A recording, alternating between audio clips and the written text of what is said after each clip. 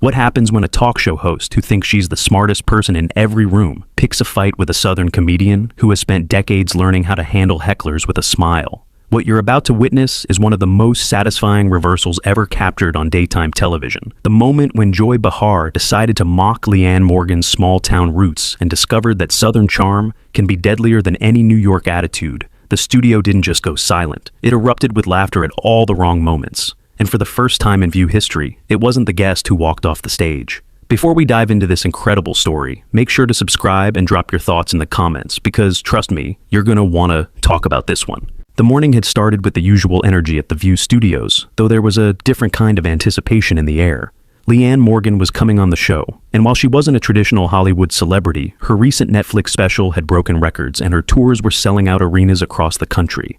At 58 years old, Leanne had become one of the most successful comedians in America, a woman who had spent decades perfecting her craft in small clubs and church basements before finally getting her big break.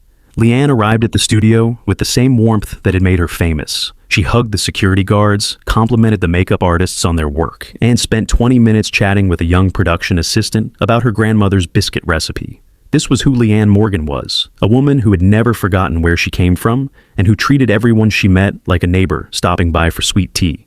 The studio lights were warm as Leanne took her seat at the famous table. Leanne greeted each host with genuine enthusiasm, her Tennessee accent filling the studio with warmth. "Oh my goodness, I am just so excited to be here," Leanne said, her smile lighting up the space. "I've been watching this show since my kids were in diapers, and now here I am sitting at this table. My mama is not going to believe this." The audience responded warmly to her genuine excitement. There was something refreshing about a guest who wasn't trying to be cool or sophisticated, who was simply happy to be there. Whoopi Goldberg opened the segment with genuine warmth. "Our next guest has taken the comedy world by storm. Her Netflix special broke records, her tours sell out in minutes, and she's been called the funniest woman in America. Please welcome Leanne Morgan." The applause was enthusiastic, and Leanne waved to the audience with the kind of genuine appreciation that couldn't be faked. "Y'all are too sweet. Thank you so much. I feel like I'm at a family reunion, except nobody's asked me why I'm still single yet." She paused. "Oh, wait, I'm married. I always forget that part. 33 years, and honestly, some days I still forget his name. I just call him Hey and hope for the best." The audience laughed warmly. This was classic Leanne Morgan, self-deprecating and relatable. Sarah Haynes asked about her journey to success, and Leanne told her story, with the kind of practiced ease that came from years of turning her life into comedy. She talked about raising 3 kids, about performing at small venues for decades, about finally getting her Netflix special at an age when most comedians had either made it or given up. "I always tell people, I'm proof that it's never too late," Leanne said. "I was doing comedy in church basements and Rotary Club luncheons while other comedians were on TV. But you know what? Those church ladies taught me more about comedy than any club in New York ever could. Because if you can make a Baptist woman laugh about menopause, you can make anybody laugh about anything." The audience was charmed. Even Whoopi was nodding appreciatively. But Joy Behar had been sitting with that familiar smirk on her face, and now she decided to pounce.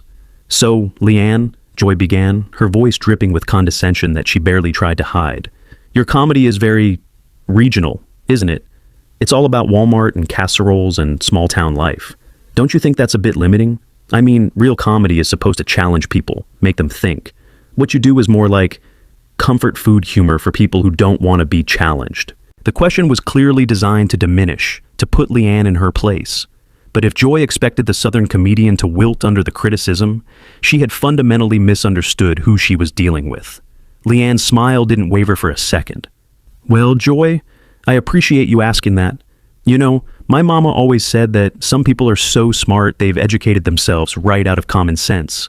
I'm not sure what that means, but I think about it every time someone tells me my comedy isn't sophisticated enough." The audience laughed, and Joy's expression tightened slightly. "But to answer your question," Leanne continued, her voice as sweet as honey, "I think the most challenging thing a comedian can do is find the universal in the specific. When I talk about Walmart, I'm really talking about community. When I talk about casseroles, I'm really talking about how women show love. When I talk about small-town life, I'm talking about the human experience that most people actually live, not the version they see on TV shows, made by people who've never been west of the Hudson River." The observation was delivered with such warmth that it took a moment for the sharpness of it to land. Joy's smile became fixed. "That's a nice way of spinning it," Joy replied. But let's be honest. Your audience is mostly middle America, right? People who voted a certain way, who believe certain things. Don't you ever feel like you're just preaching to the choir, telling people what they want to hear instead of challenging their assumptions? The implication was clear, and the studio atmosphere shifted. Leanne tilted her head slightly, that sweet smile still firmly in place. Joy, honey, I've been doing comedy for 30 years. I've performed for every kind of audience you can imagine. And you know what I've learned? People are a lot more alike than they are different. The woman in Manhattan who's trying to raise kids while working full-time has more in common with a woman in Tennessee doing the same thing than either of them would probably admit. My job isn't to divide people into teams. It's to remind them that we're all just trying to get through the day without losing our minds. She leaned forward slightly, her voice still warm, but with a new edge to it. Now, I don't know what kind of comedy you did back in the day, Joy, but I do know that the best comedy brings people together. It doesn't make them feel stupid for where they live, or how they vote, or what they believe. Maybe that's not sophisticated enough for some folks, but my sold-out arena suggests that a whole lot of people are hungry for comedy that doesn't make them feel bad about themselves. The counter was so smooth, so perfectly delivered, that the audience burst into applause. Joy's face reddened. I'm just saying that there's a difference between popular and good, Joy shot back. McDonald's is popular too, but nobody's calling it fine dining. Leanne laughed, a genuine delighted laugh that filled the studio. Joy, did you just compare my comedy to McDonald's? Honey, I've been called worse by better. My mother-in-law once told me my brisket tasted like a tire fire, and she said it right in front of Jesus and everybody at Easter dinner. You're gonna have to try harder than fast food comparisons if you want to hurt my feelings. The audience roared with laughter. Joy was clearly not used to having her attacks deflected so easily. Besides, Leanne continued, I think there's something real condescending about assuming that middle America doesn't deserve comedy that speaks to their lives. Like somehow their experiences are less valid, less worthy of being reflected on stage. I've met a lot of people who think they're smarter than everyone else. And you know what they usually have in common? They've never had to actually live with the people they look down on. Joy's eyes narrowed. Are you suggesting I look down on people? Leanne's smile was beatific. Oh, honey, I'm not suggesting anything. I'm a comedian, not a therapist. But I will say this. In my experience, people who feel the need to tell everyone how sophisticated they are usually aren't as secure in that sophistication as they'd like people to believe. The observation landed like a precision-guided missile. Joy's composure was visibly cracking. You know what I find interesting, Joy? Leanne continued, her voice still carrying that honeyed southern warmth. You've spent this whole interview trying to make me feel small, trying to make me admit that my comedy isn't as good as whatever you think real comedy is. But here's the thing about us simple country folks. We know when someone's trying to put us down, and we've had a lot of practice smiling right through it. She turned to address the audience directly. My mama taught me that you can say almost anything to anyone as long as you smile while you say it and add, bless your heart at the end. So Joy, bless your heart for thinking that making fun of where I come from was going to rattle me. I've been handling hecklers since before you got this job. And honey, I've handled better hecklers than you in bars where the bathroom didn't even have a door. The audience exploded with laughter and applause. Joy looked like she had swallowed something unpleasant. This is ridiculous, Joy said, her voice rising. I'm trying to have a serious conversation about comedy, and you're just deflecting with folksy charm. Am I deflecting, or am I just not giving you the reaction you wanted? Leanne asked, her voice still perfectly pleasant. Because it seems to me like you came into this interview expecting me to be some simple country bumpkin who would crumble under your big city wit. And now that I'm not crumbling, you're getting frustrated. That's not my problem, Joy. That's yours. Whoopi tried to intervene. Maybe we should talk about Leanne's tour dates But Joy wasn't ready to let it go. I just think it's worth pointing out that there's a difference between being popular and being important. Some comedy actually changes the world. What does your comedy change? Leanne nodded thoughtfully as if she was really considering the question. You know, that's a fair question, Joy. What does my comedy change? Well, let me think about that for a second. She paused, and when she spoke again, her voice had shifted to something more serious beneath the warmth. I got an email last week from a woman in Ohio. She told me that she'd been going through chemotherapy, and the only thing that got her through those treatments was watching my specials. She said I made her laugh on days when she didn't think she could laugh anymore. That's what my comedy changed for her. The studio had gone quiet. Leanne continued. I got a letter from a man in Texas whose wife had just died. He said they used to watch my comedy together. And now he watches it alone because it makes him feel like she's still there laughing with him. That's what my comedy changed for him. Her voice was steady, but there was real emotion beneath it. I met a young woman at a show in Nashville who told me she was thinking about hurting herself, but she came to my show instead because she thought maybe laughing would help. And it did. She got help after that. She's doing okay now. That's what my comedy changed for her. She looked directly at Joy. You want to know what's important, Joy? Those people are important. Their pain is important. Their need to laugh is important. And if my simple, unsophisticated McDonald's comedy can give them 1 hour where they forget about their problems and just laugh, then I'd say that's pretty damn important. Wouldn't you? The audience burst into applause that was somehow different from before. This wasn't just entertainment anymore. This was something real. Joy opened her mouth to respond, but Leanne wasn't finished. You know what I've noticed about people who think they're better than everyone else? They usually haven't done the work of actually connecting with people. They sit in their towers and make judgments about what matters and what doesn't. But they've never held the hand of a woman crying in a meet and greet line because your comedy helped her through her divorce. They've never hugged a veteran who said, your jokes about marriage reminded him why he was fighting to save his. Her voice was still warm, but it carried a weight now that filled the entire studio. I'm not trying to change the world with my comedy, Joy. I'm trying to help people get through their day. And if you think that's not important, then I feel sorry for you. Because at the end of your life, it's not going to matter how sophisticated people thought you were. It's going to matter how you made them feel. Joy's face had gone through several shades of red during this speech. When she spoke, her voice was tight with barely controlled anger.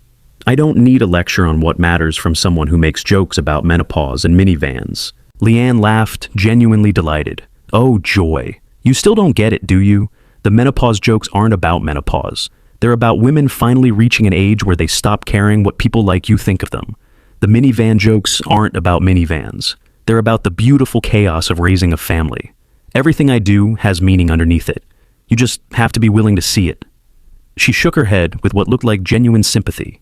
But you can't see it, can you? Because seeing it would mean admitting that the people you've spent your career looking down on have rich, meaningful lives that are just as valid as yours. And that's a hard thing to admit when your whole identity is built on being smarter and more sophisticated than everyone else. Joy stood up abruptly, her chair scraping loudly against the floor. I don't have to sit here and be psychoanalyzed by a woman who tells jokes about Cracker Barrel. You don't have to do anything, Joy, Leanne replied, her voice as calm and sweet as it had been since the beginning. But I will say this. I've told jokes about Cracker Barrel to sold-out crowds at Madison Square Garden. Where are you performing these days? The question was devastating in its simplicity. Joy's face went pale, then red again. This is absurd. You're being completely unprofessional. I'm being unprofessional? Leanne laughed. Honey, you've spent this entire interview trying to make me feel bad about my success, my audience, and where I come from. All I've done is refuse to feel bad. If that's unprofessional, then I guess I'm guilty as charged. She turned to the audience with a warm smile. Y'all have been so wonderful. This is exactly why I love what I do, because no matter what anybody says, laughter brings people together. And I'd rather bring people together with simple jokes about everyday life than tear them apart with sophisticated contempt. Joy was visibly shaking now, whether with anger or embarrassment was hard to tell. You know what? I'm done with this, Joy said, her voice cracking slightly. I have better things to do than argue with someone who doesn't understand the difference between pandering and art. She started to walk away from the table, and the studio fell into shocked silence. This wasn't how View interviews were supposed to go. The host wasn't supposed to be the one walking off. Joy, wait, Leanne called out, her voice still carrying that infuriating warmth.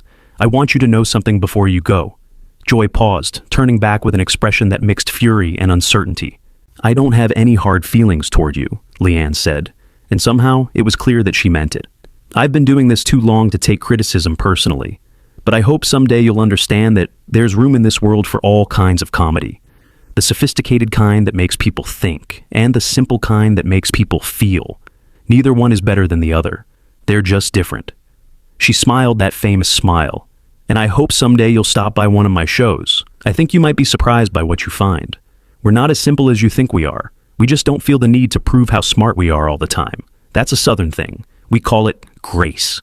Joy stood frozen for a moment, clearly unsure how to respond to kindness after expecting confrontation. Then, without a word, she turned and walked off the set, leaving behind a studio full of people who had just witnessed something unprecedented. Whoopi, for once, seemed at a loss for words. Well, that was unexpected. Leanne just shrugged, still smiling. You know what my mama always said? Never wrestle with a pig. You both get dirty, but the pig enjoys it. She paused. I'm not calling Joy a pig, mind you. That would be rude. I'm just saying that sometimes the best way to win a fight is to refuse to fight at all. Just smile, be kind, and let the other person make themselves look bad. She turned to the camera one final time. To everyone watching at home, thank you for your support.